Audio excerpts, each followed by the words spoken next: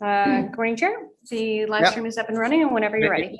Thanks, Diane. Well, we'll get started with this morning's agenda, this morning's meeting. Tina, I'll hand it over to you. Great, thank you. Our first application is on the unfinished business agenda. It's an application, a consent application for 5 South Drive. The application was deferred from last meeting so that the applicant could provide the committee elevation drawings and a plot plan or a foundation plan showing the proposed dwellings on the lots. The committee did receive the elevation drawings on Friday. This morning, we just found, we received the foundation plan.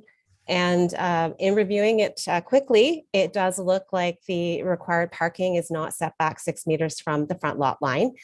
There's no attached garage on the elevation drawings. So the dwellings that the applicant is proposing cannot be constructed on these lots without variances. Notwithstanding, the lots are a sufficient width and area. They meet the zoning requirements, so they could accommodate a different dwelling type, but not the ones that the applicant's proposing. So I'll leave it there for the committee to decide. Okay, Mr. Hanna, do you have any questions or comments on this one? I do. Thank you very much, Mr. Chairman. You're welcome. I just want to put out a few things to the applicant for a response. And I just wanted to let the committee know where I'm standing on this one. As you know, I've been fully supportive of intensification as long as it's done sensitively. I'm glad that Tina has indicated that the current design wouldn't meet the zoning bylaw, because I think planning is more than just lot size. There are compatibility tests in the official plan that are really not discussed in the staff report. These particular lots, from my review, would be the smallest in terms of lot width on the street, and yet we've got 3,000 square foot duplexes proposed on both, which quite frankly might be the largest on the street. They're 70 feet deep by 23 feet, 23 and a half feet wide. I'm glad we got the plot plan this morning, because I had actually done some doodlings as well, and I didn't think the design accounted for parking, which is in the front yard, which is really contrary to zoning and the urban design policy. So my position right now is I can't support the consent. I'll let others make their opinions known. Anyone else? Bob? Yeah, thank you, Mr. Chair. I agree with Mr. Hanna. I'm concerned that this supplementary documentation is coming in at such a last minute thing. The applicant last month said that these were available. At least they seem to indicate that they were available according to the minutes from last month. My other concern is that last month there were a bunch of neighbors who were objecting to this, concerned about this. And I haven't seen anything from them this month. I'm guessing, seeing we're carrying over the application from last month to this month, that they would, their concerns would still be noted in the file. And just the fact that they may not even know that the applicant has submitted elevations and lot fabric. So I'm concerned that timing on this, I agree that the parking is not possible as given with the supplied drawings. And I'm not in support of it either. Right, so am I able to say something or can I? Yeah, I'll come back to you. I just want to hear from Jennifer and the other members of the committee first, and then gives Not a you an problem. opportunity, then you can address what anyone says. Okay. Jennifer?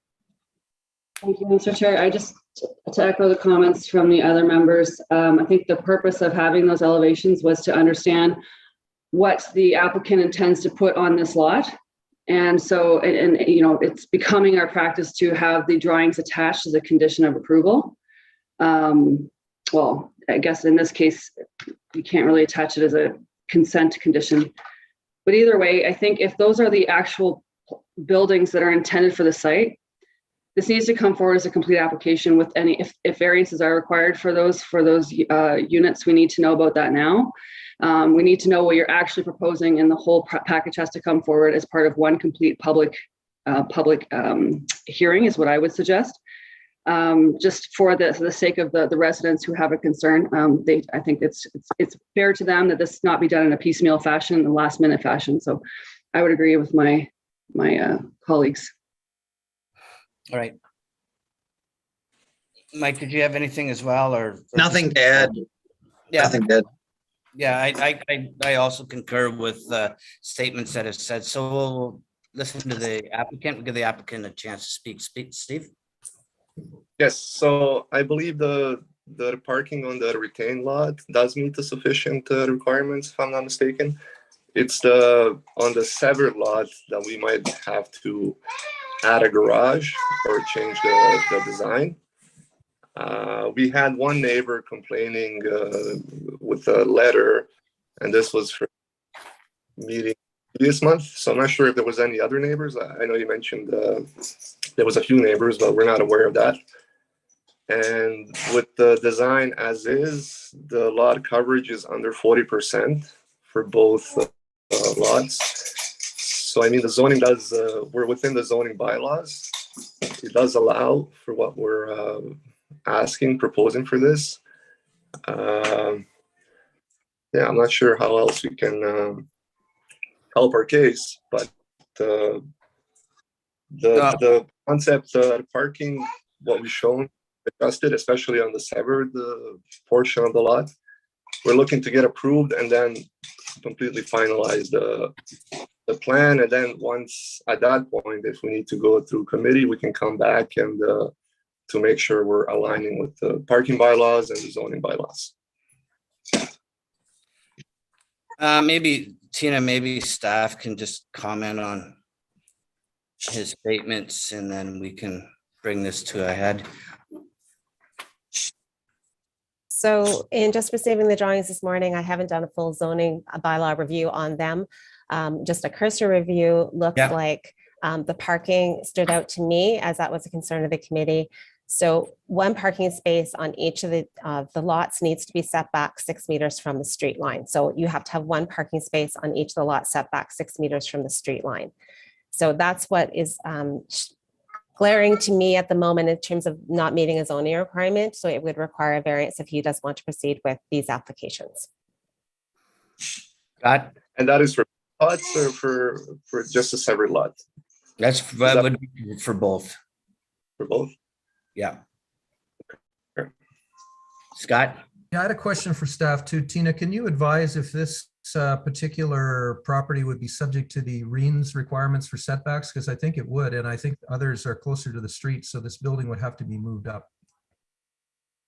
So the REINS setbacks have been incorporated into the zoning bylaw. So there's a general reg that the property would need to demonstrate that it does meet that front yard setback. So that would be done through the zoning analysis, which again, this morning I didn't have a chance to fulfill. So I would, Right. on that basis, strongly encourage the applicant to defer and meet and review with staff. And I fully support what my colleague Jennifer has indicated, that whatever comes back should be fully circulated to the residents in the neighborhood. Yeah, I agree. Jennifer? Thank you, Mr. Chair. Just one more comment. I note that the applicant has advised that the proposed lots would meet the zoning requirements. And I think that's very important.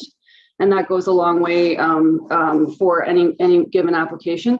But I also note that it's actually not even one of the criteria. Meeting the zoning requirements isn't even one of the criteria that is set out in the Planning Act, section 5124 for severance. There's a whole list of criteria, and meeting the zoning isn't even one of them. So there's a lot more to consider than just the fact that you meet the zoning. So I just want the applicant to be cognizant of that when they bring back, if they choose to bring back a fulsome application. Mhm. Okay, we will definitely come back and make some changes. The city planners did support our application. That's why we felt more confident coming into this the way it is. But yeah, I mean, okay, we'll come back to that. Yeah. And there. I think in light of not leaving things to the last minute, like we just went through this morning, should we be looking at a deferral for 2 months? Would that be appropriate, I think? No, 1 month. Through the chair, if a I- minor I- variance, if a minor Right. variance application is required, the deadline for applications to go to the newspaper has already passed. So So- there's no way we could accommodate an advertisement for a minor variance application if that is required. Right, so we would need a 2-month deferral then, is what you're saying, right, Diane? My suggestion is if you would like to defer for 2 months with the opportunity to schedule it to an earlier meeting, if the applicant is able to propose a design that complies with the bylaw and does not require further advertisement. I do want to advise the committee, we did circulate the comments similar to what we have done in the past. So the neighborhood would have had access to that information, save and except for the drawings that were received today. So those would be the only items that we would then load on the website. Okay, that sounds reasonable then. Sorry, so if we're not looking to have any minor variances, we still need to defer for 2 months? No, she just said we're gonna defer for 2 months with the option to bring it forward a month if you don't require any minor variances. Scott? I was going to suggest, Mr. Chairman, maybe the correct wording would be that we move that the application be deferred for up to 2 months. Sure. Sounds good. Okay, that's a motion on the floor. Second. Bob, all in favor? Carried. Thank you. Next application, Tina. Okay, our next application is for property on Rosenberg Way and Amon Drive, minor variance A 2022-070. It's minor variances to permit an increase in maximum building height from 10.5 meters to 12 meters. And this is to provide some flexibility for some architectural features, including increased roof line and parapet detailing for multiple dwellings that are proposed to be constructed on these blocks. Staff has reviewed the variance in light of the 4 tests of the Planning Act and finds that it meets all 4 and is recommending approval. Okay, staff's recommending approval without conditions. I think we should pick up the condition just to cover the GRCA fee, which would be a standard condition. Scott? Yeah, I was going to ask staff, will the GRCA fee be covered through the site plan application?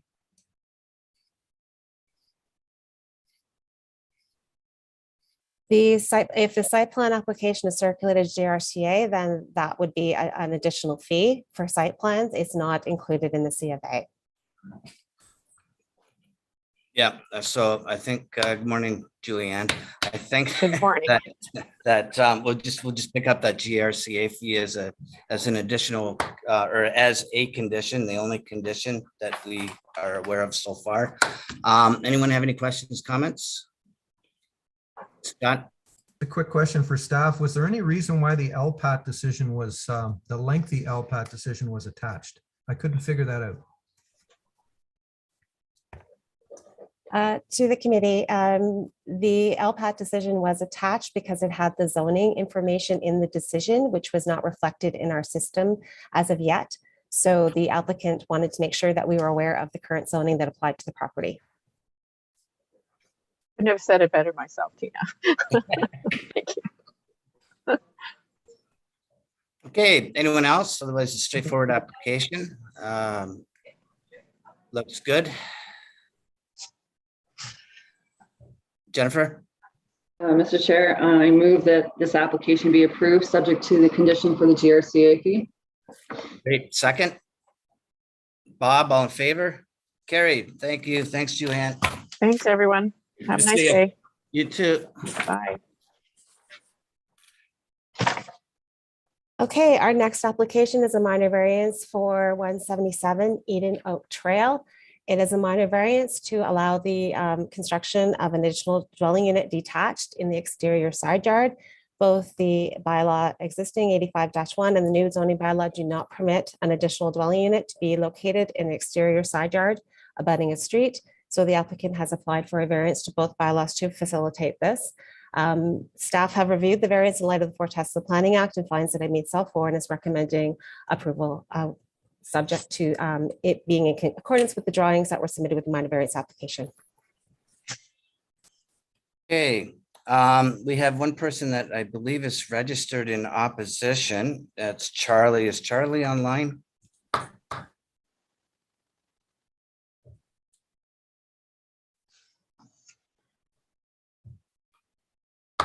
No.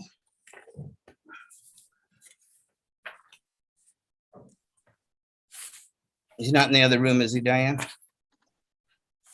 Sorry, I'm just trying to locate and just confirm. It does not believe, I do not believe so. He did provide a written submission this morning, so please note that the written submission was received from the opposition. Yep, okay, that being the case, and then we will move forward. And any questions or comments? Where's the applicant? I don't see the applicant in the room. They're just joining right now. Okay, thank you. It's getting ahead of myself there. No, that's okay. I had a little bit of an issue with the internet as well. Really? That never happens, Bob. Never happens. Okay, there we go. Scott? Yeah, thank you, Mr. Chairman. I think it's a good use of land. I was just surprised that there wasn't any concerns from transportation on the location relative to the roundabout. And I noticed on the drawing, there's a daylight triangle shown on the one side, but not on the other. Maybe we can get some clarification as to why. Dave? Through you, Mr. Chair, yeah, I had worked with the applicant on this several months ago about the proposed, actually it came in through a proposed curb cut, and that's how I got involved. And one of my comments was that there should be a driveway visibility triangle on the other side, because I think at some point there might have been a fence there, and I wanted to make sure that that fence either was removed or lowered to provide the proper height. You'll notice also on the plan that there's some bollards that are in place that weren't there before, and that's I think there's some underground work just below those bollards to stop any vehicles from driving over them. And the location of this driveway, it's similar actually to some other locations. It's far enough away from the bullnose of the splitter island.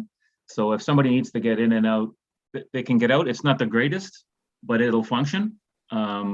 And so that's how we look at it from our perspective. It's, it's not the ideal top of the line driveway width that you would expect, but it can function. And we were okay with that. And the applicant was okay with it as well. Okay. I guess I should have asked, could you hear me? I never asked that question. Yes, I guess yeah, you we must have been can. able to hear me. Yeah, we I can hear you, Dave. Yeah, we can hear you. Does that help, Scott? Yeah, and unfortunately, Mr. Chairman, I don't have the letter of opposition in front of me, but I gathered there might be a fence there. That's why I was concerned with. I think, getting yeah, access. I think there is. Because he's talking about privacy, and I thought it mentioned a fence. So let me see here.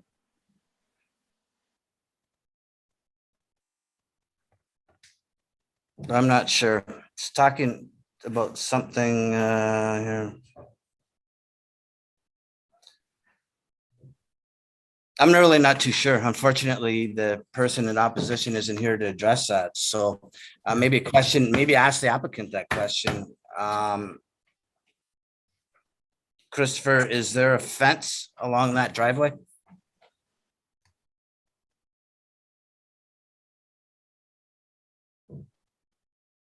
Is the applicant there?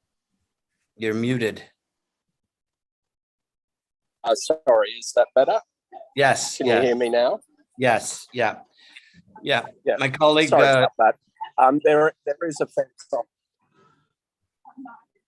Sorry, there is a fence on the road front that's going to be removed to outside the visibility triangle.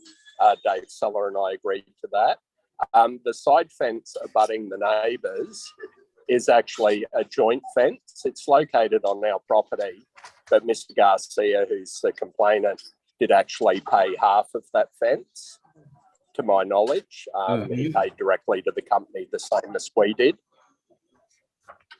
So obviously I don't have the authority, as far as I'm aware, to pull that fence down without his permission or to lower it. But we were going to put in 2 visibility mirrors. So the same as you see at the council driveway, where you can actually look down that sidewalk. So they're blind spot mirrors. Plus, we're also going to put in a cars exiting sign. I talked to Brian Bateman about that last week. That's a new one. Yeah. Can I say something here, Mr. Chair? I have concerns. I have concerns with the mirror because what happens when it gets dirty or there's ice on it and you can't see it? It can't be used properly anymore, because I don't expect people are going to be cleaning it every time it needs to be cleaned. I have a feeling it's just going to be put there and it's just going to be left there, and then who knows what will happen to it. So I don't have a lot of confidence in just the mirror itself. I think the fence needs to be either removed and cut on an angle to provide the DVT, or lowered. Yeah, because the other issue with the mirror as well, Dave, that I've seen before in the past, is it becomes a reflective issue to traffic on the road, you know, from sunlight, right? Yes. Because you got a mirror out there and it's interferes with drivers actually on the highway. Jennifer? Thank you. Yeah, I just want to confirm that the variances that are before us relate to the location of the building adjacent to the road, right? There's no variances associated with the driveway or the visibility triangle or anything like that. Is that fair? If I could just answer that, Through you, Jennifer. Mr. Chair, if that's a question for staff, if I may. Yeah. Yes, you are correct. The only variance before you is for the location of the ADU in the exterior side yard. So there should be a variance for the visibility, should there not? There's no variance required for the visibility. Oh, Mr. Chair, it would be a shame, I think, if this application couldn't make it through on the basis of the neighbors' lack of cooperation. So I hope we can come up with, and I hear Mr. Seller's concerns, and safety is always priority number 1, but I hope we can come up with some kind of a solution that will work and allow this to proceed without, being held up by the neighbor. The neighbor seems to be concerned with privacy and apparently purchased his property intentionally beside a corner lot to provide additional privacy. So it seems like he's trying to rely on someone else's private property to guarantee himself some degree of privacy, which I'm not sure is appropriate. So I just want to put that out there. I'm prepared to accept the application as is, but I do understand the need for ensuring proper visibility at the north end. Scott? Thank you, Mr. Chairman. I appreciate my colleagues' comments. But like the last application, no matter what we do today, I think technically we're going to need a variance for a daylight triangle. That's going to have to come back, and there may be a solution for that. So I would prefer the full package, but if the committee's ready to move what we have today, I just think it's not going to be able to be built until we've got the other variance approved. Sorry, Mr. Chair, I may have misunderstood. I thought that a variance was not required to allow that driveway in that location, but if that's is it possible for me to say Excuse something? me, Christopher, we're talking to staff right now, please. So that's a question back to staff, just for clarification. Just to clarify that the question wasn't, did they apply for it? The question is, would they require it? I'll confer with Dave as well, but we already approved the curb cut and the driveway location through a different process. So the driveway does meet the zoning requirements. And in terms of ensuring visibility triangles are met, that will be done through the site plan application. Scott? Can I pose the question another way so I can get an answer from Dave? Yeah. If the Yeah. fence stays the way it is, will there not be a need for a variance? For you, Mr. Chair, yeah, yes, it would. Yeah. So it's not a complete package then. The other question is that fence that is in that proposed daylight triangle, is that a fence in the front yard? That for the neighbor's property, that's their front yard, is it not? And if that's the case, what is the height in the fence limitations for front yard?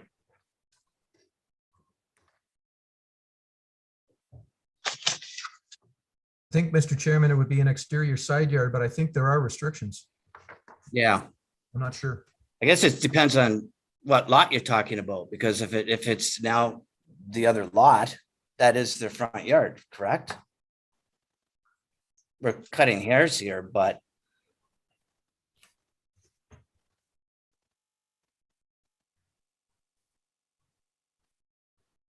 I see I'm not going to get an answer on this. But yeah, I think you can see where I'm heading with that, right? And then that being the case, I believe, if I remember correctly from when we used to approve fences, that there is a height restriction for a fence in your front yard, which if that had to be adhered to, would reduce the height of that fence as it probably currently exists. That's where I was heading with that. In any event, Scott? Yeah, Mr. Chairman, if no one else has any other comments, I'm prepared to move this application to be approved, but I have a feeling through the site plan, something's going to have to give, whether we need another variance or not. But it'll at least allow discussion and won't hold the applicant up, because I think it's a good use of land. Mhm. I'm satisfied now with the location of the driveway. That was my first concern, but I know there's a fence there and I'm concerned about visibility. But I'm prepared to move it to go forward and see what happens at site plan.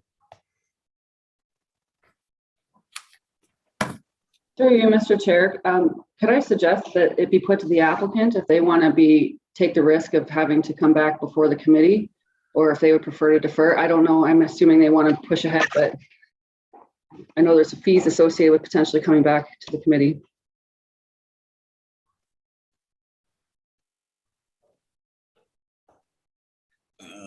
Christopher, that's a question for you. Yes, look, we'd certainly like to proceed with the application as it is. And I'm prepared to work with Dave Seller on that side fence. I've got no objection to reducing it to the correct height. As long as Mr. Garcia agrees, I'm happy to do that anyway. So from our point of view, we would reduce that fence with no problem at all anyway. If that puts the committee's mind at rest regarding the driveway, it is permitted already, but I am quite prepared to reduce into the visibility triangle the fence height from my side. But yes, I would like to proceed to have the permit approved for the additional dwelling unit at this stage. Bob? Thank you, Mr. Chair. As Mr. Hanna pointed out, I think this is a good land use. There's support from 6 neighbors, opposition from 1. Can we not add a condition that there be an additional driveway visibility triangle on the driveway? Can we not add that as a condition? Either that or site plan approval. Or both, a condition for the visibility triangle subject to site plan. Site plan approval possibly. Then that way it's just not falling off the wayside and it gets dealt with. Scott, do you have a comment? Yeah, I was going to support what my colleague Bob is stating, but I think both of those issues are covered through the site plan process. There will be a site plan, and if necessary, there will be a proper daylight triangle, or it will come back to us. So I'm I'm satisfied with the way the resolution is stated right now. And if I could weigh in, I would Sure, prefer, Tina. I'm totally in agreement with Mr. Hannah. You add a condition like that and it's difficult for the applicant to satisfy that for the variance to come into effect when the variance can't come into effect because you can't get site plan approved application. So again, those matters can be dealt with through the site plan application. And I think the condition is satisfactory, or the recommendation does say in accordance with the drawings, and a future site plan application will be made. Okay. Does anyone have a motion? Scott, I'll move that, Mr. Chairman. second. Jennifer, all in favor? Carried. Thank you. Thank you very much.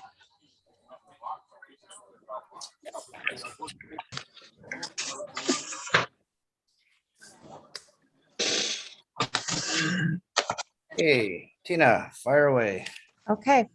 Our next application is a minor variance for property located at 10 Langdon Drive.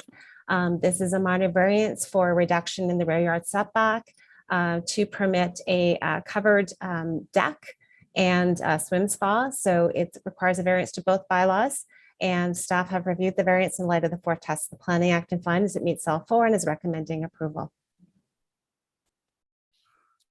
Okay, questions, comments? Motion? Mike? I'm fully supportive of this application. As I note, so are neighbors. It's a very minor variance from what I see, and I would move that the application be approved. Through the chair, the applicant is Yes. here, so can we confirm that the applicant is okay with the staff recommendation as well? I would imagine they are. It's for approval with no conditions. Definitely good. Yeah, but I'm fine. Yeah, that's kind of little redundant, Diane, but anyways. Okay, second. Bob, all in favor? Carried, thanks. Thank you. Thanks, Alex. Thanks, guys. All right. Tina. Okay, our next minor variance application is for a property at 240 Chapel Street. This is a minor variance to permit the principal dwelling to have a side yard of 0.4 rather than 1.2 meters. And this is to facilitate the construction of additional dwelling unit detached in the rear yard. Staff has reviewed the variance in light of the 4 tests of the Planning Act and finds it meets all 4 and is recommending approval. Okay, just to note, we had received this morning a letter of opposition, but they're not registered, correct, to speak? They are not. Okay, all right. Any questions, comments, Scott? A clarification from staff on page 184 of the staff report. It says that the building permit was issued in June of 2002. Would that be 2022 for converting it from triplex back to a duplex? Yes, that is correct. That is a typo. A building permit was issued this year. So June of this year to facilitate the renovations back to a duplex. Okay, and I know from previous committee meetings that 3 units are allowed on a site, 2 in the building and 1 out the back. And I think the neighborhood objection was that there might still be 3 units plus a 4th in the back. So I just want to have assurance from staff that this renovation will be fully inspected. Yes, there has been a building permit applied for. It is in process, and staff will make sure that the building permit is completed and signed off before the site plan approval is issued for the ADU. Thank you. Okay. Anyone else? Bob? Thank you, Mr. Chair. The one written submission from a neighbor that's opposed to it indicates that there have been a history of bylaw infractions with regards to parking. And I don't see where there is going to be parking for this ADU. Now, I may be missing something. Is there is the no parking for the ADU?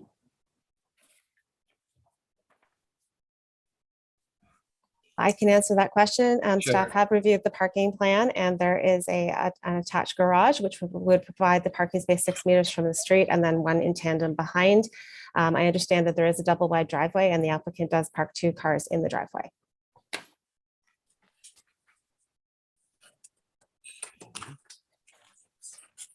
Yep, I see that. It's in the package on the site plan.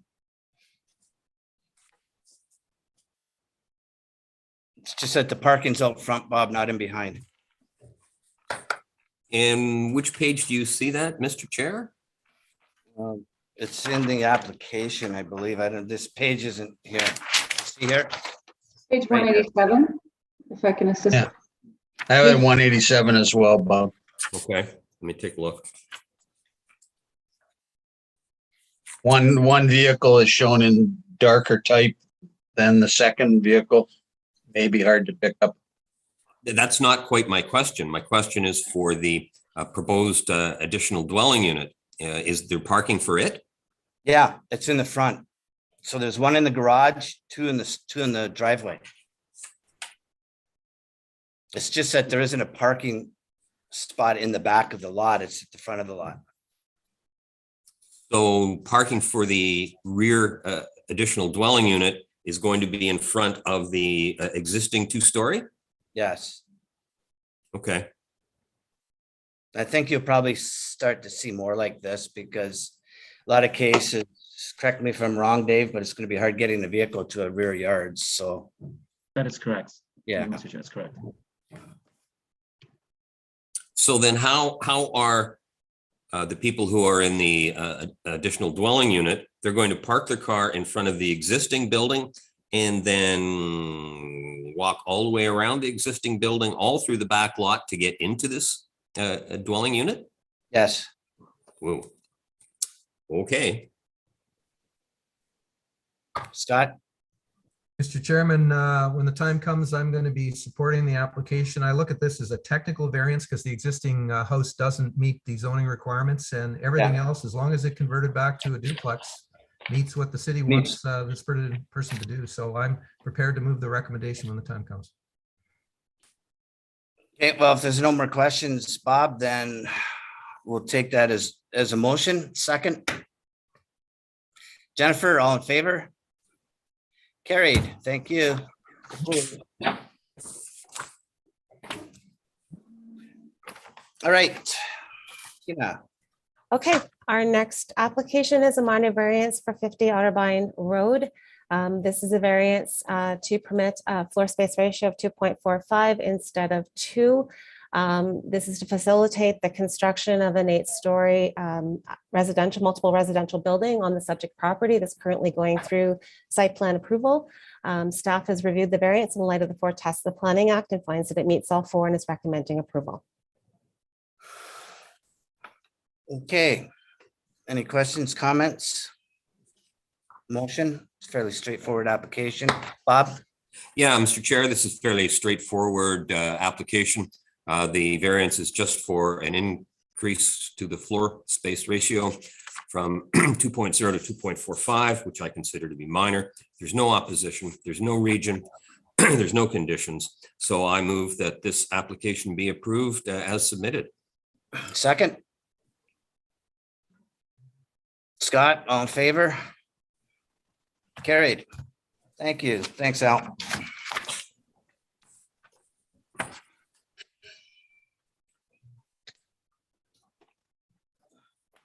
Okay, our next minor variance application is for a property at 95 Patricia Avenue. The applicant is seeking variances to recognize the parking to allow for a duplex dwelling. So seeking relief for the setback as well as the driveway width to permit to recognize the parking for the duplex dwelling. Staff have reviewed the variances in light of the 4 tests of the Planning Act and finds it meets all 4 and are recommending approval. Okay, just prior to us going forward, I'm just going to throw my thoughts on this one on the floor and let everyone run with it, I guess, is the drawing shows a cut because of the tree in the boulevard. I know that they're looking for the 6.5, which would be in the overall width, but I think maybe we need to possibly define that cut or show that cut or say in accordance with the attached plan or something to that nature. So it's not deemed to take that all the way to the property line. Just to pick that up a little bit better, I think. So that being said, does anyone have any questions or comments?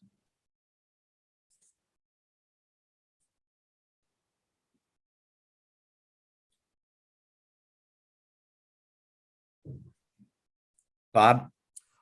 Seeing no one's jumping in here, I will. I think this is a fairly straightforward application. Just parking to accommodate a duplex dwelling. There's no conditions. There's no region. There's no GRCA. There's no objections for the neighbors. So I move that this be approved as submitted.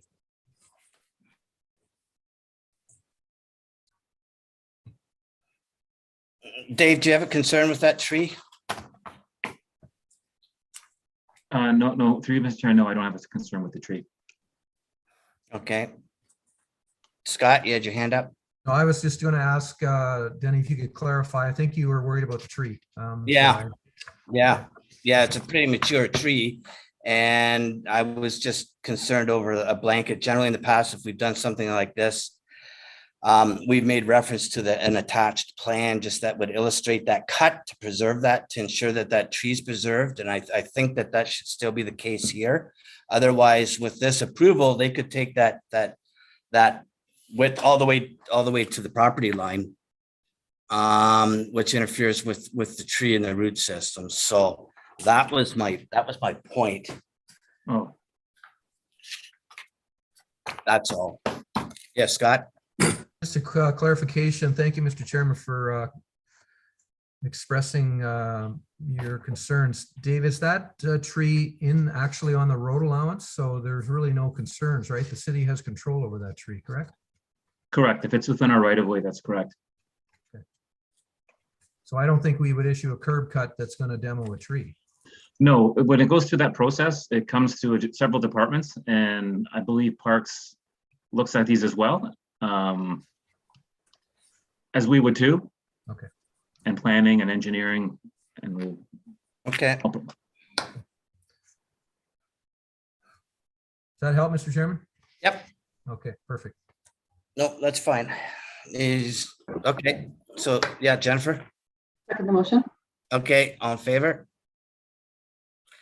Carried, thanks.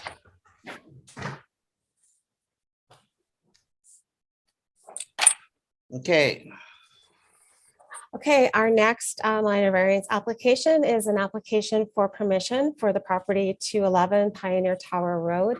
The Pioneer Sportsman Club would like to expand their legal non-conforming use with the construction of a one-story storage shed.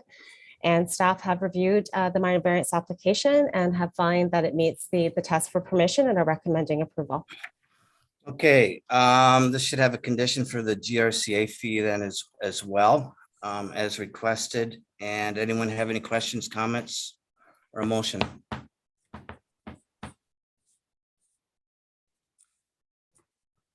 Bob? Just a very quick question. It's not really pertaining too much to this application, but it's to the applicant. How long has the Pioneer Sportsman Club been at this location? Or do you know? It was first formed in 1929. Wow, okay. And it was incorporated as a not-for-profit organization in 1946. So its property is 111 acres. Most of it is managed forest. Okay, answers my question. There are two GRCA fees, one for the storage shed and another for the shipping container, if I read it correctly. But anyway, I move that this be approved as submitted. With the condition? With the condition of the Yeah, GRCA. yeah, Jennifer? Second? You were muted. All in favor? Carried. Thank you. Thanks, Doug.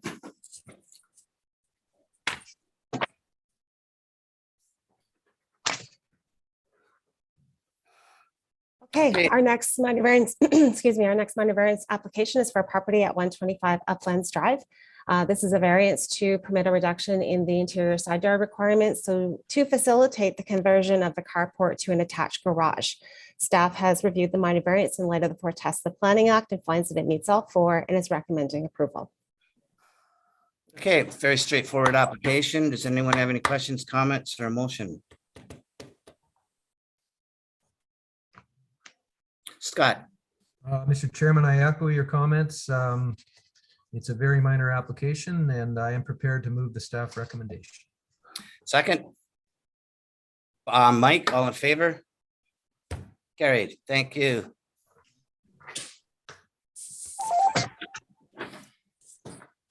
Next application, Tina? Next application is for a property at 31 Monterey Road. This is a minor variance application to permit the required off-street parking to be located 3.2 meters from the street line instead of the 6 meters. And this is to facilitate the partial conversion of the portion of the garage into an office so that the garage cannot contain the required parking space. So staff has reviewed the variance in light of the four tests of the Planning Act and finds that it meets all four and is recommending approval. Okay, Scott? Quick question for staff. I fully support the application. I want the applicant to know that right away. But I have a feeling in the future, there'll be a desire to widen this driveway to create 2 parking spaces. Is that going to be allowed under the zoning? The property is 55 feet wide. I would think a 20-foot driveway would be possible, correct?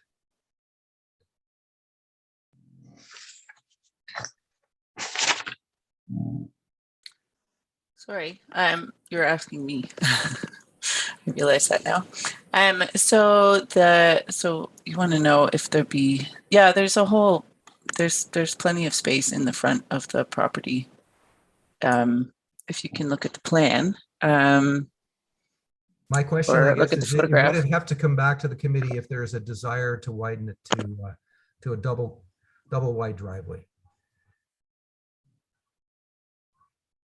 I guess if it can't carry forward, that it could again be the similar distance from the street property line. Okay. And actually, that might be a comment. The correspondence was always about the street line, which was confusing for the applicant and myself. And if we could just add property to that description, street property line, that it's not literally the street line. Right. That might be avoid confusion in the future. Yeah, and it would be the property line, obviously, so. Yeah. Yeah. Yeah. Okay, Anyway, that was my thought. yeah, so Chairman. that, I just didn't want the applicant to have to come back.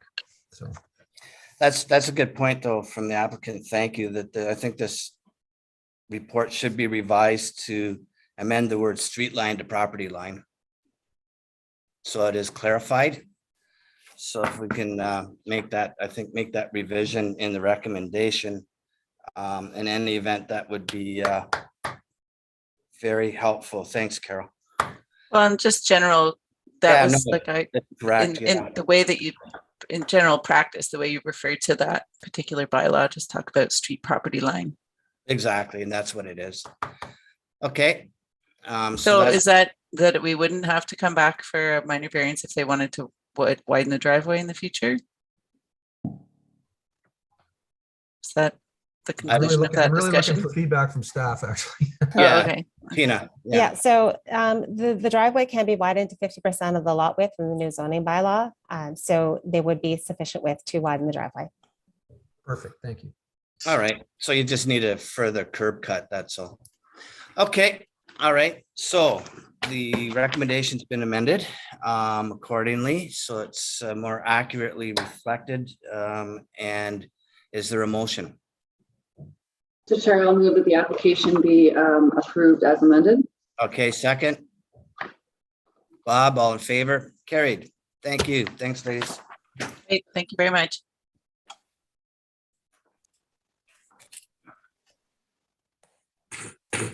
Okay, our next minor variance application is for a property at 64 Wilhelm Street. This is a variance application to recognize the 2 side-by-side parking spaces in the driveway off Avenue. And this is to facilitate the construction of additional dwelling unit detached in the rear yard at a future point in time. Staff has reviewed the variance in light of the 4 tests of the Planning Act and finds that it meets all 4 and is recommending approval.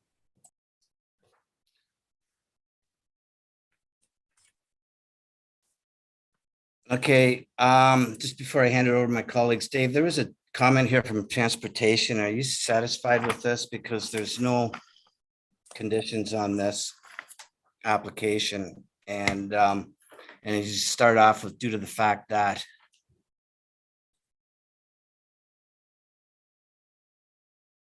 Mr. Chair, if you can just bear with me for a second. Sure, no problem. I'm just filling in for my colleague here. Yeah, so I'm that's sort of fine.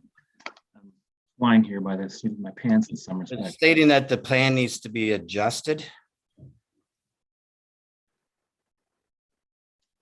Oh, I think what my colleague was referring to, where on the plan that I'm looking at, it's showing the asphalted driveway, and there's a measurement of 5.5 meters. Mhm. I think what he's suggesting is that when you go to the very bottom, I guess the bottom line of the driveway, that should be 5.5 meters, because I think they would be less than 5.5. I think that's what. So I think that's what he's talking about. Okay.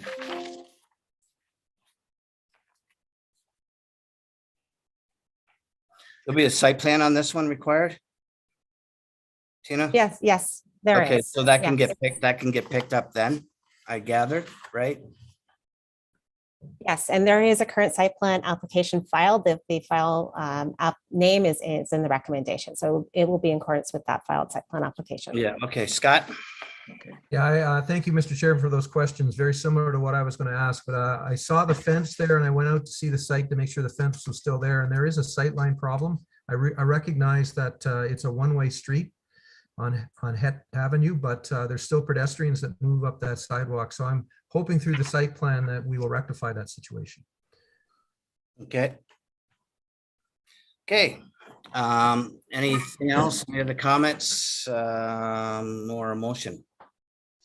Through the chair, Yes. you have somebody registered in opposition for this application that was not able to participate in the Zoom meeting. So I have them phoned in on my phone, and they would like to Okay. speak to the committee related to the application. So this Okay. is Bruce. Thank you. I almost forgot that, Diane. Thanks. Yeah, okay, Bruce. 1 second.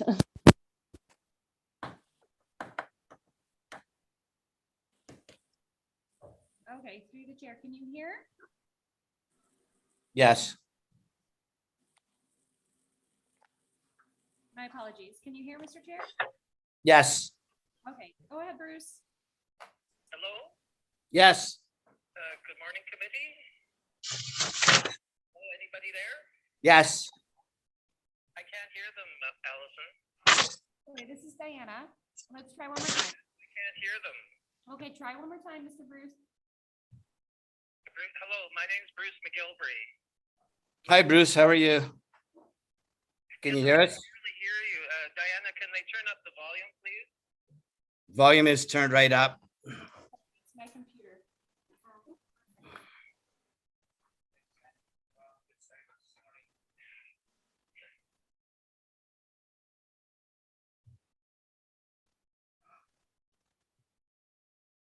Okay, go ahead and try. Whoa. Bruce, can you hear us Morning, now? Bruce McGilvery speaking. Yes, Bruce. Can you hear me? Yes. Okay, Yes. hi. If you shout, I'll be able to hear you. Again, I'm the owner of 70 Wilhelm, right next door to 64. And I have lived here for almost 3 decades. But I wanted to clear up something that I read in a previous submission, which also, is important to today's submission. It says in 177 Eden Oak Trail that an existing single detached dwelling, blah, blah, blah, whereas the proposed location is not permitted by the bylaw because it is a corner lot. 64 Wilhelm is a corner lot. Why does the bylaw not apply? Hello? Yep, Tina can answer, staff can answer that. I just, before we get started, because I will be mentioning January 17th. I mean, isn't this an important issue? This has never been expressed in writing. This 64 Wilhelm is a corner lot, and it's not permitted by the bylaw. Tina? Yes.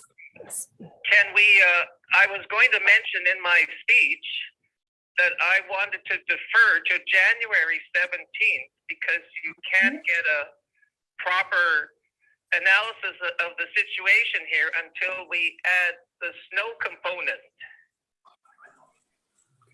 So would that be possible? Okay, we'll hear the staff's reply. Tina? Sorry, someone will have to translate because I'm only catching bits and pieces. Yes, so to answer the question, the application for 177 Eden Oak, the ADU is proposed to be located in the exterior side yard.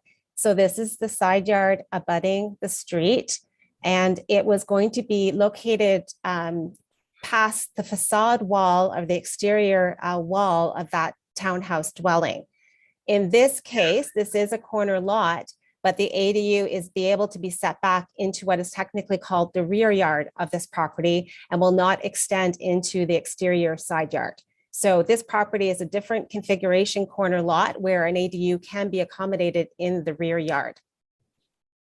Well, 64 Wilhelm is a rear yard. I'm just asking, can you just hold on to that thought, and shall I give my speech and then you can comment afterwards? Sure. Is that, oh, I can hear you better now. I can hear that better. Okay, here we go. Let's start over. Good morning, committee. My name is Bruce McGilvery, and I'm the owner of 70 Wilhelm. I've lived here almost 3 decades. Parking is problematic at the best of times in this historic area. These comments apply also to Het, Blücher, Aarons, and Louisa Streets. Parking only on one side of the street.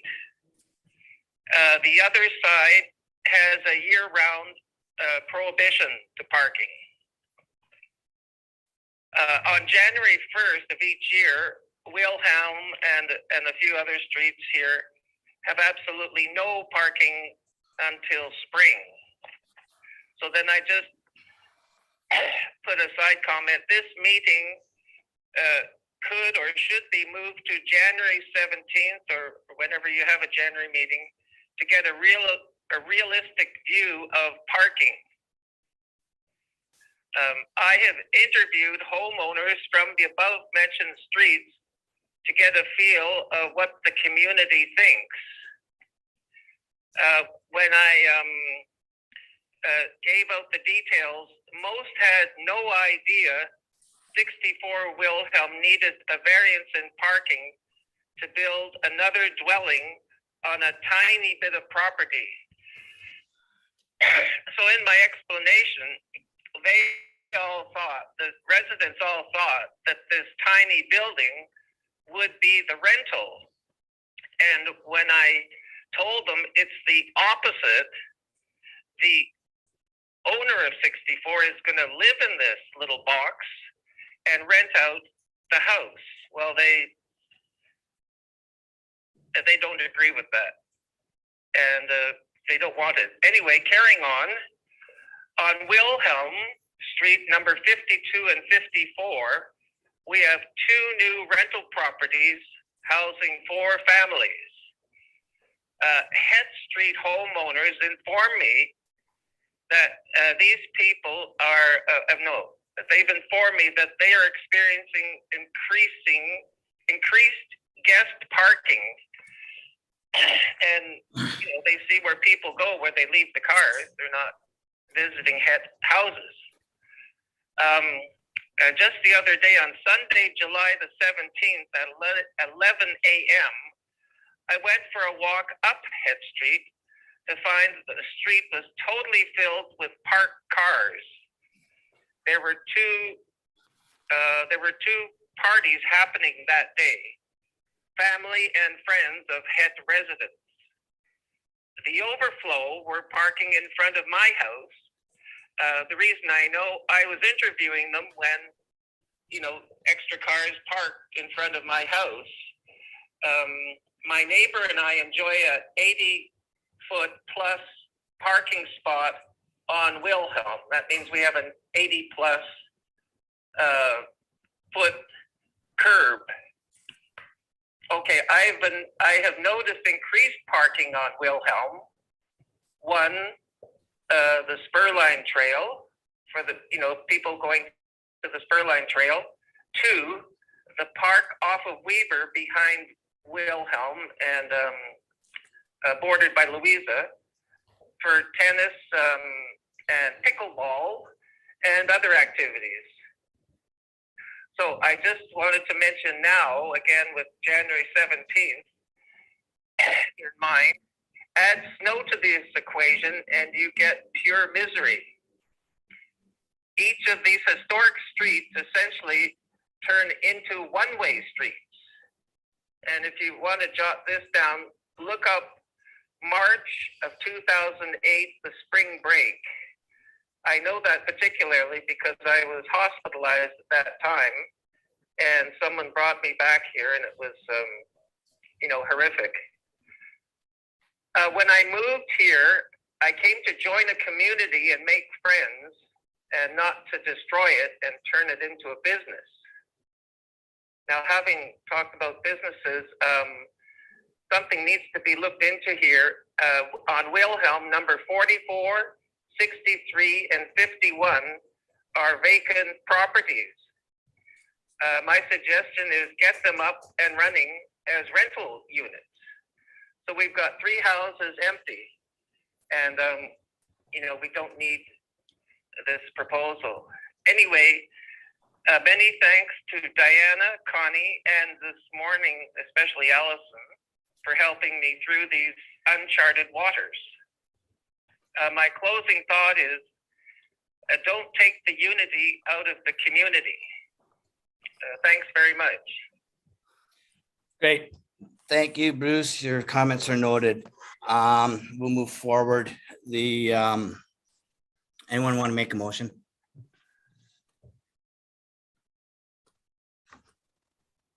Mike? Yeah, Mr. Chair, I'm prepared to make a motion for approval of this application as submitted. The comments from the opposition are certainly noted, but I don't think it impacts on the decision one way or the other. And I'm, again, prepared to make a motion for acceptance. Yeah, I agree, Mike. This is an evolving neighborhood and the neighbors, I think, have to start to come to grips with that. And the community's changing and the roads belong to the community as a whole for parking for anyone. So Scott?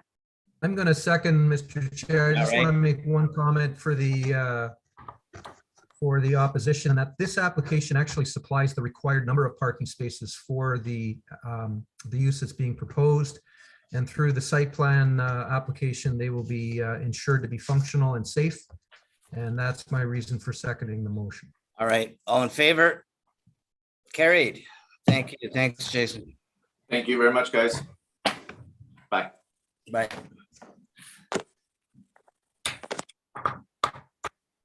Tina. Yes, our next minor variance application is for property addressed 149 to 151 Ontario Street North and 21 Weaver Street West.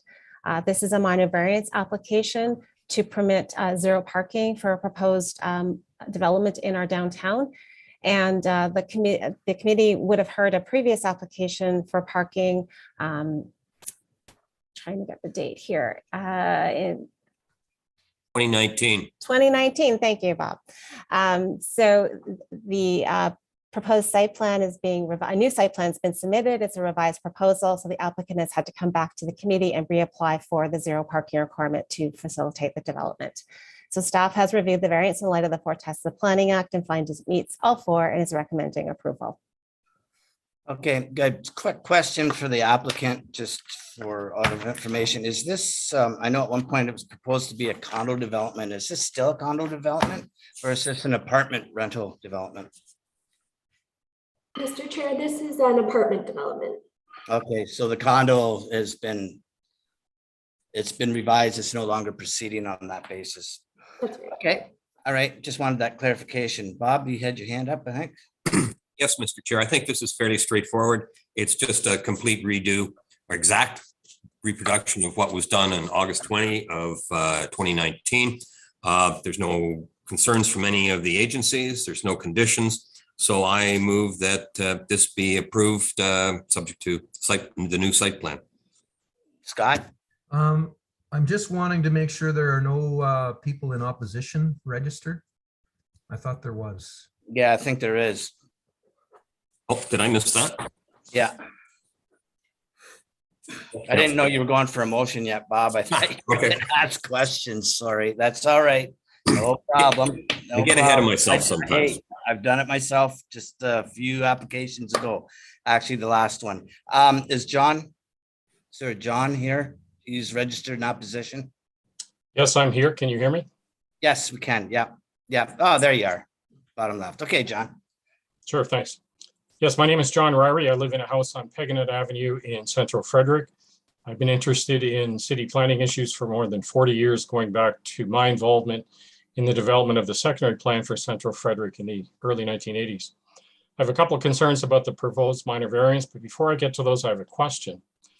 Given the location of this property at 21 Weber Street, I'm wondering if the chair, Mr. Sobalski, and Ms. Meter are going to be recusing themselves from this application and decision insofar as they are intrinsically involved in the development of the property across the street at 22 Weber Street. The property at 22 Weber Street is also applying for reconsideration with respect to height, mass, setbacks, and so forth. Mr. Sobalski and Ms. Meter are involved in an LPAT hearing process that is ongoing. It would be my observation that any approval of additional height for 21 Weber Street could or would impact the ongoing deliberations for 22 Weber Street, which means there is an arguable conflict of interest inherent in assessing the application for the variance that is in front of the committee this morning. I have observed that developers or their representatives often cite nearby precedents to bolster their arguments, even if the rules claim to not consider these precedents. Way back in the 1980s, for example, developers tried to use the 18-story Acadian apartment building on Frederick Street to justify two new proposed 18-story buildings across and down the street opposite the Tim Hortons property, even though the Acadian was clearly an anomaly and not normative as a structure in the area. So that would be my first concern, that any decision made with respect to 21 Weber Street not be undermined by any procedural conflict of interest. And I'm wondering if you could give me any clarity with respect to this concerns before I speak briefly to the variance itself.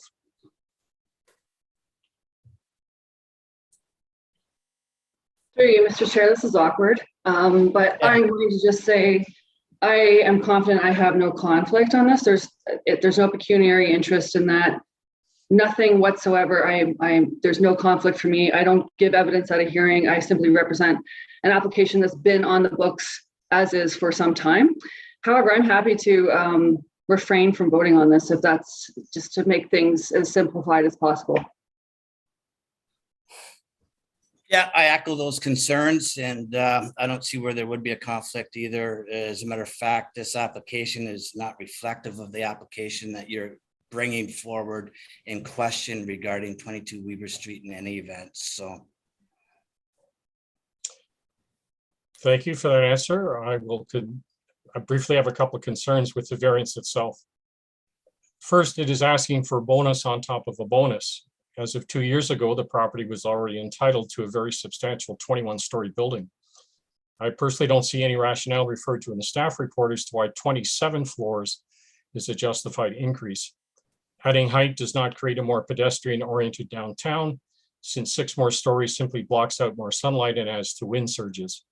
I also don't see any substantial green space. So once again, it would appear that we are prepared to erect ever bigger blocks or towers of concrete, glass, and brick to the long-term detriment of the hundreds of new downtown citizens and nearby residents who deserve something other than concrete sidewalks to walk on or concrete towers to look at. Secondly, granting 0 parking spaces per unit rather than the 0.165 or the 1 per unit strikes me as a somewhat scorched earth approach to parking and vehicle ownership. The request assumes a somewhat perfect world in which every person moving into our downtown will be riding a bicycle. And for the record, I own one and ride one. I guess even during our winter months, which I find ludicrous. Enforcing individuals or couples to use downtown parking garages simply transfers the need for parking space onto the city and its taxpayers. To me, it's actually a form of doublespeak. Some of the renters will need parking for their cars, which the staff report actually acknowledges. In which case, any new building should provide at least some of it, in my view. The requested variance simply transfers the parking issue to the city and its garages, which I think is an inappropriate planning cop-out.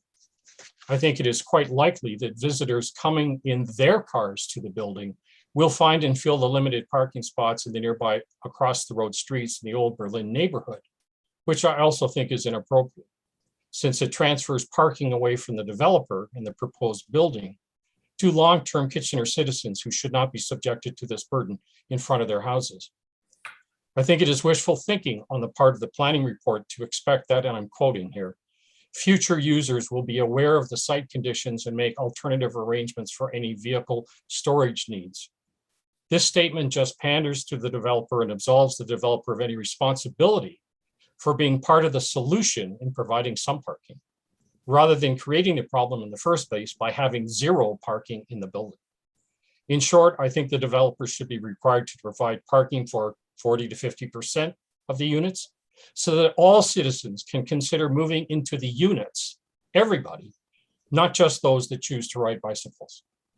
Some people physically cannot ride a bicycle. So this expectation is actually a form of discrimination in my view.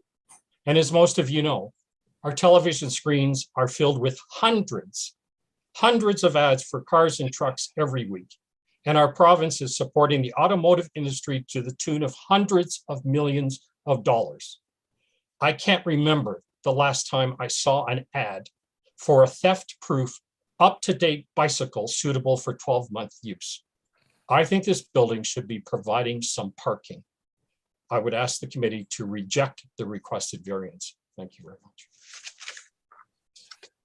Okay, any questions or comments, Scott? A couple of questions for staff. Mr. Chairman, some of the applications we've seen this morning are varying both bylaws, the old 85-1 and the new one. This one only varies 85-1. So I'm going to assume, and I need clarification, that this particular development is fully supported by the new zoning bylaw.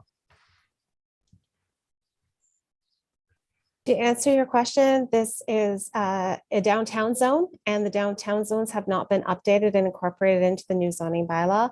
We did bring some zoning, new zoning for the downtown just before the province changed the bonusing regulations. So we had to stop what we were doing with that new zoning and put it on hold. So we're developing new zoning right now that does not rely on bonusing as a tool. So this is not part of the new zoning bylaw. It's not affected by that. It's still under 85-1, where bonusing is still permitted up until September. So the applicant is using bonusing provisions through a site plan application to gain additional density and not under any new zoning. Okay, I have a couple of questions for the applicant as well. The transit passes, what time period are we talking about? Hi there. So we are planning on providing transit passes to whoever wants to be part of that program. We're working with GRT and are incorporating that into our plan for whoever would like to have that program. So the report seems to indicate that it's going to lapse at some point in the future. Are you saying it's going to be kind of in perpetuity? So I think the conversation was that we would review it annually and see how the program is going, because we do not know who, if there's going to be how it's going to be reflected in the community. And so we want to make sure that people are going to be using it. And so we will review it annually. Okay, and then a question on car share. Will car share be provided for this particular site? No formal car share.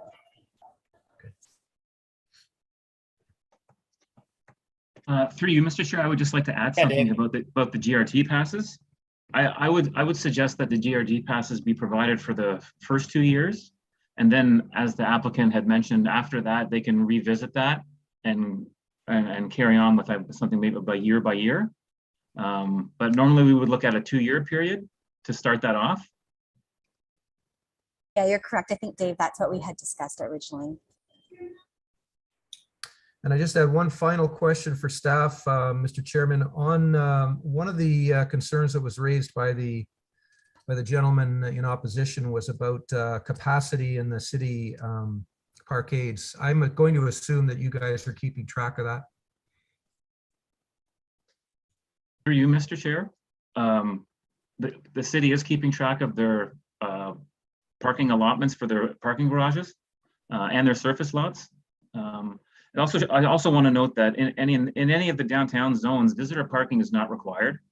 If a developer chooses to provide visitor parking, they can, and that would be under the existing zoning bylaw of 85-1 and in the new zoning bylaw as well.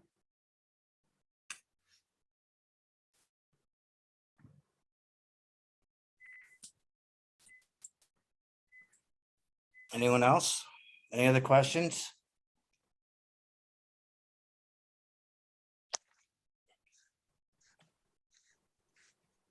Bob? Yes, Mr. Chair, we've gone through this, and I'd like to thank Mr. Ryrie for his concerns. It's always nice to have citizens that take an interest in their neighborhood. Having said that, this was approved 3 years ago. It's just a redo. We have a new bylaw to take into consideration, not so much here yet. The way of the future is really less parking in the downtown. That's something that we can't change.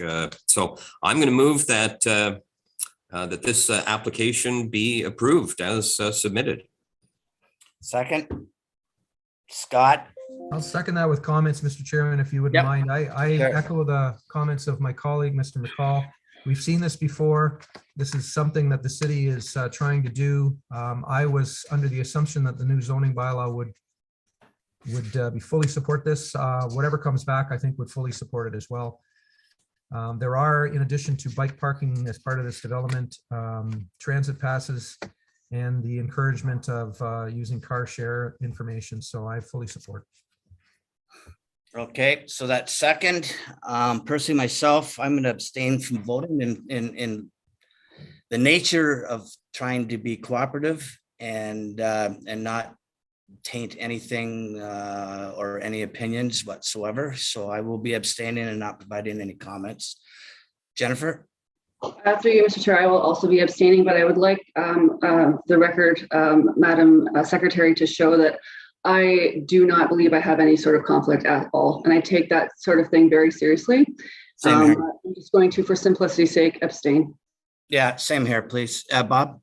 Okay, Mr. Chair, I'm going to congratulate both of you for being taking that extra step and not going to vote on this. So as vice chair, I'm going to take over this meeting just for a second or two. And there's a motion on the floor. I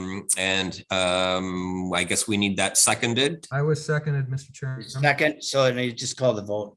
Okay, I'm going to call the vote on Through you, the this. chair, Yep. the chair, I apologize. The chair of the meeting can't move a recommendation. So if the two of you, while you have noted you're interested in abstaining, unless you are declaring. I don't think you need to take it over, Bob, because I'm abstaining. I'm not. You voting. can't abstain from voting.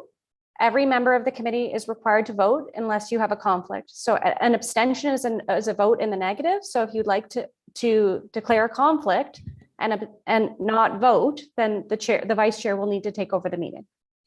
I don't believe I have a comment. or I'm com- not declaring No. conflict either. No, Then- I don't have a conflict at all. Then we don't have the ability to abstain.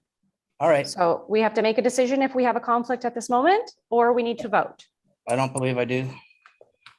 I'm going to jump in here and say that it is up to the individual to declare or to decide first off, and then to declare whether or not they believe they have a conflict.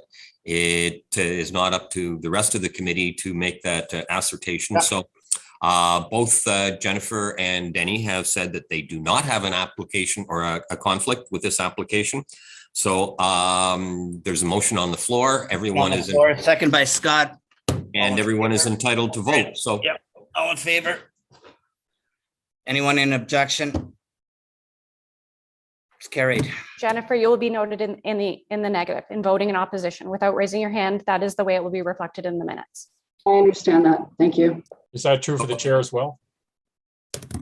I apologize, I didn't see the hand raised, so I need to confirm if you are in support or opposition. If you did not raise your hand for in favor, then you will be noted as a vote in the negative. I'll go negative. I don't care. It's passed. Yeah, to the committee and to staff, there's 3 people who voted for this. That's a quorum. I am making the statement that this has been approved. Yep. With 2 people voting negative. All right. Thank you very much. Okay, we move on. Okay, our next minor variance application is for a property at 544 Bridgeport Road. And this is for a minor variance for reduction in parking from 0.9 parking spaces per dwelling unit to 0.75. This is to facilitate a second phase of a site plan application for a multiple unit development. And staff have reviewed the variance in light of the 4 tests of the Planning Act and finds it meets all 4 and is recommending approval.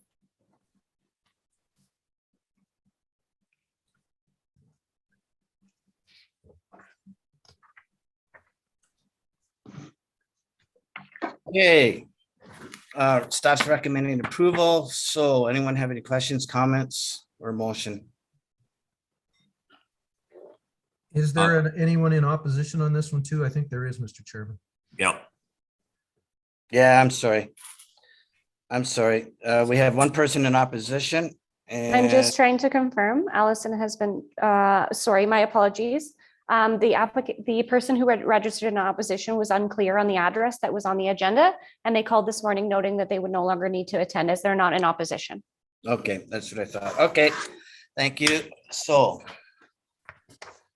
questions, comments, motion, Scott? If there are no questions or comments, Mr. Chairman, I remember the first phase of this. There was some concern about it, and I've been monitoring it all the way along and noting quite successfully that parking is working, and it should work for the second phase as well. So I will fully support this application. Okay, second. Mike, all in favor? Carried, thank you. Thank you.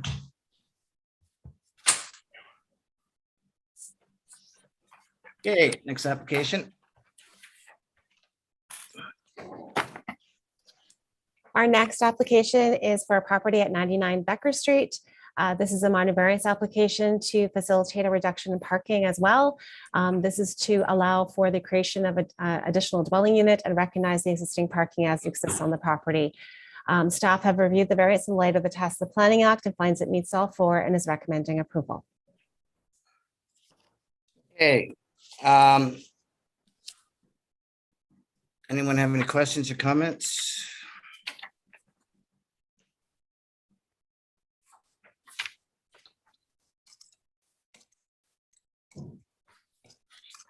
Bob? Okay, I'll jump in here, Mr. Chair. I think this is fairly straightforward. The applicant wants to add 1 additional dwelling unit to the building, necessitating a parking variance from 14 spaces from 18 down to 14 spaces and a 0 meter to street line. I think it's fairly straightforward. There's nobody objecting. There's no concerns from any of the agencies. So I move that this be approved as submitted.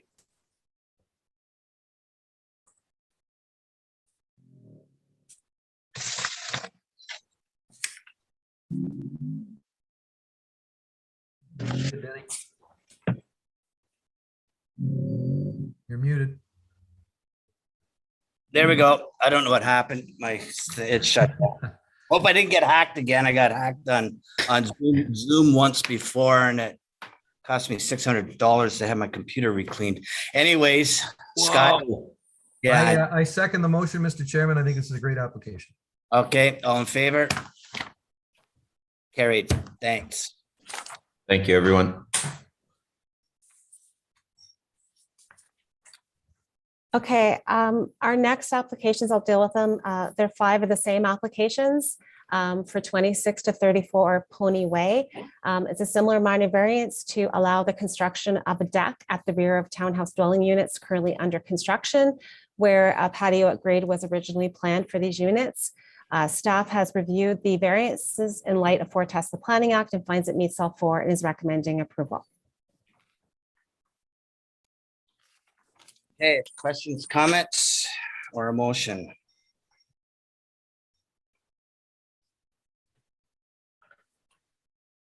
Mike? And thank you, Mr. Chair. Again, this is I think a fairly straightforward application, making good use of some reduced space and providing some exterior living area for the tenants or the owners of Pony Way, and I am fully supportive of the application and move its acceptance. Okay, second, Bob? Yes, Mr. Chair, I agree. All 5 variances are almost exactly the same, so I will second that motion. All in favor? Carried. Thank you. Thank you very much. Okay, our next applications for minor variance, the same. There are 6 minor variances for N units of townhouse dwellings to permit an increase in the maximum width of a garage on the front facade. So going from 70% to 78%. Staff have reviewed the variances in light of the foretests of the Planning Act and finds that it meets all 4 and is recommending approval for the variances 3, 11, 13, 21, 23, and 29 Shady Creek Drive. Okay, Scott? Question for staff. As I'm not a particular fan of double garages on townhouses, you've actually moved away from 70% to 60% in the new zoning bylaw. Wouldn't this kind of create a fairly dangerous precedent for future applications? Staff reviewed similar applications in March of this year for a similar product in this neighborhood. So this has been currently developed in the neighborhood. It would continue that form of development. So staff felt that the impact of the variances would be minor.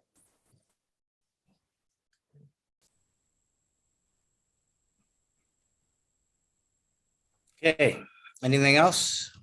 Anyone else? Motion?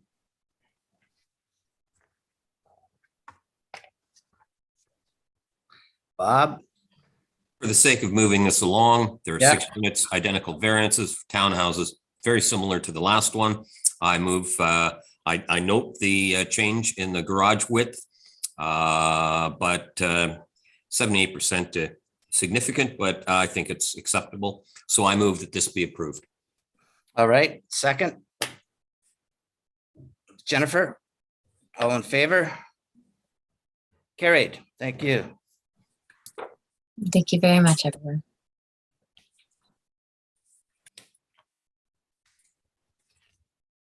Okay, our next minor variance application is for a property at 165 Cortlandt Avenue East.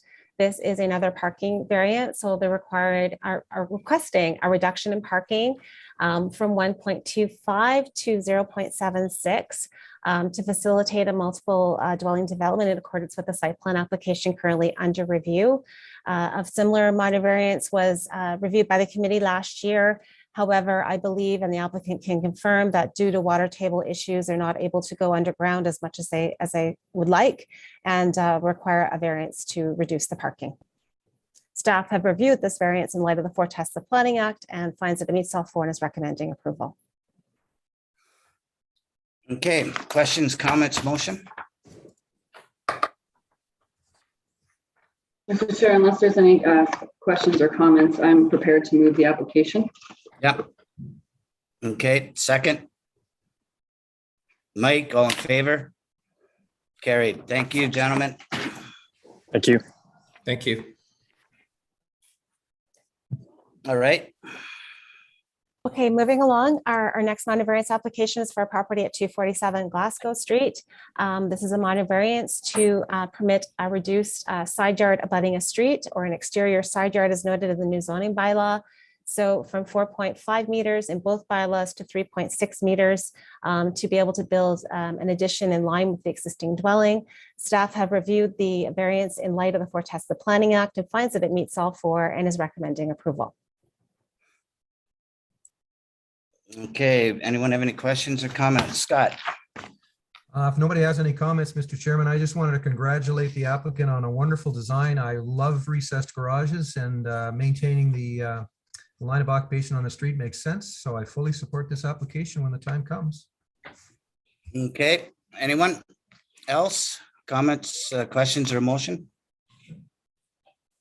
Scott? I'll make that motion, Mr. Chairman. All right, good. Second? Jennifer, all in favor?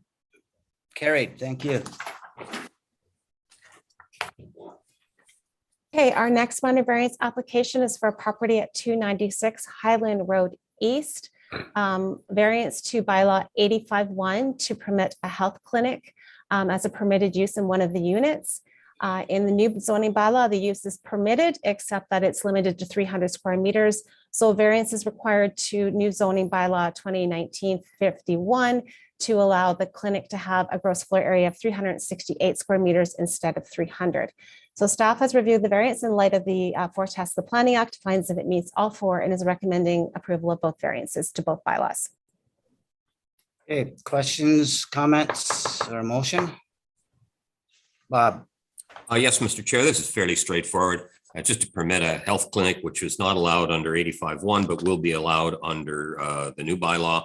And the gross floor area of 368 versus 300, I think that's minor. So I move that this be approved as submitted. Second? Mike, all in favor? Carried. Thank you.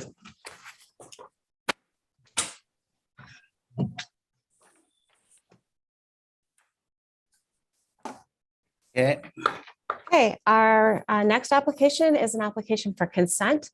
It's to create a new parcel of land having a width of 13.7 meters, a depth of 45.5, and a lot area of 625. The applicant previously demolished a single detached dwelling on the lot and is in the process of constructing a single detached on one half of the lot, and now would like to sever the other half to convey to a future property owner. Staff have reviewed the consent application in light of all the provincial, regional, city policies and the zoning bylaw and have recommended approval with conditions.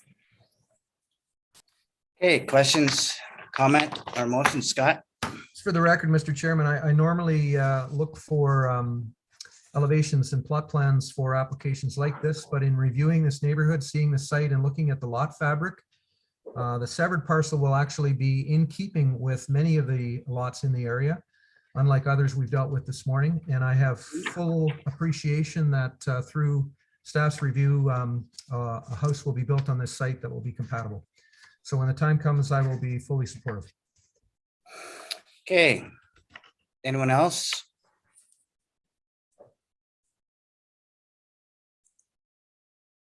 Or motion? Bob? Mike's back. I was going to just make a comment that we had lost Mike there for a minute. Yeah, no, he's here. Okay. Still lost though. Yeah, all of us. I'm going to hold off for now. Let's see if there's anyone else that has comments to make. I don't think there is. So if no one has any comments, can I have a motion? Bob? Yes, Mr. Chair, I do have one quick comment that it is a very heavily treed area with existing bungalows. And I noticed there is a tree preservation plan in the conditions. So I move that this be approved with the, how many are there? 8 conditions. All right, second.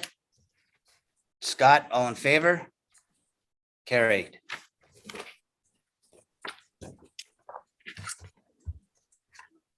Okay, Tina, last application. Yes, our last one. This is two consent applications for properties at 452 and 456 Prospect Avenue. They're proposed to sever a piece from 452, convey it to 456, and then create a a lot for a dwelling on the adjacent street.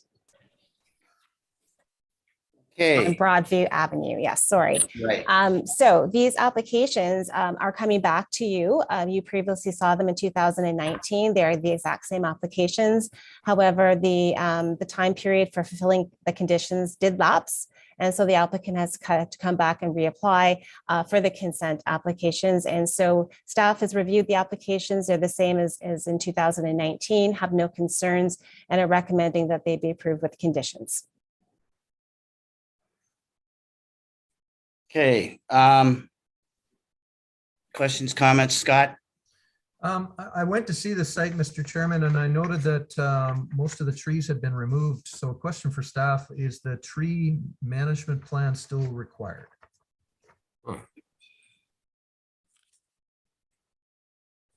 Yes, I would say that it is still required. The trees may have been there in 2019, and so staff can go back to aerial drawings and review the plantings on the property and just ensure that we can look at what was there and what will be in the new application. So it is appropriate to have that condition, just they can clear it with the proper report. Through the chair, I just have one question about one of the conditions. Yes. So William is pleased with the staff recommendation. Only one concern with condition 8 being applied to one of the 2 lots subject to severance. The condition asks for BCIN to review the exposed building face and window openings to ensure compliance with the building code. We provided information to staff to make it clear that the layout of the existing dwelling and the new property line would be in compliance with the building code by a wide margin. The reason I bring this up is just because, with every additional condition, there's a cost, and William, he just wants to build a family home on the property, so cost is a concern. We're just wondering if we can have that condition removed because it seems unnecessary, or defer to allow staff to review the information that is already available.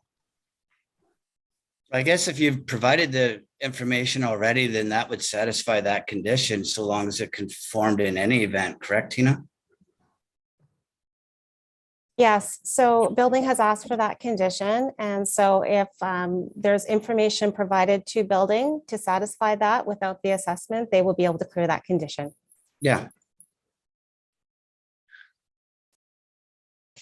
So you probably So already. maybe the wording of the condition could be just amended to not specifically require hiring a specialist if it's, plainly obvious that the information, says what it says.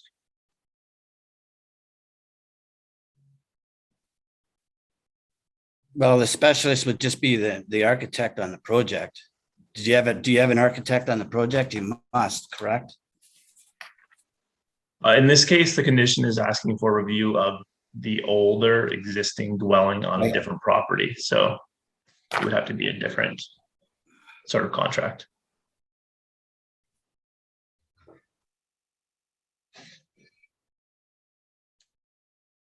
Or you can use the same architect. I'm getting a little bit confused with the concern here. If when you supplied the information to the building department, was it supplied directly from the applicant, or did it flow through an architect? Well, we just supplied it this morning, just that there wasn't much time for the building department to review it. I guess. I think they've asked for it. We generally comply with what they request. So I think it probably has to stay in, but I'll leave that up to my colleague that decides, whoever decides to make a motion. Does anyone else have any questions or comments? Scott? Yeah, just on the related topic that's been bandied about, I think it's just for one application because of the attached garage and the 0.6 meter setback. which I think the applicant is correct, will fully comply with the building code. So I'm prepared to keep that condition in, and I think usually city staff are pretty reasonable.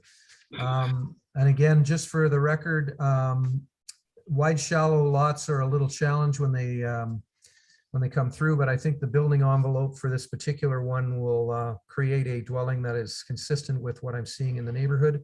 And therefore, I don't believe we need to see elevations and or a preliminary building design. And I fully support the application. Okay, is that a motion? If nobody else has anything to say, I'm happy to make that motion. Second? Jennifer, all in favor? Carried. Thank you. Meeting or motion to adjourn. Bob, second, Mike.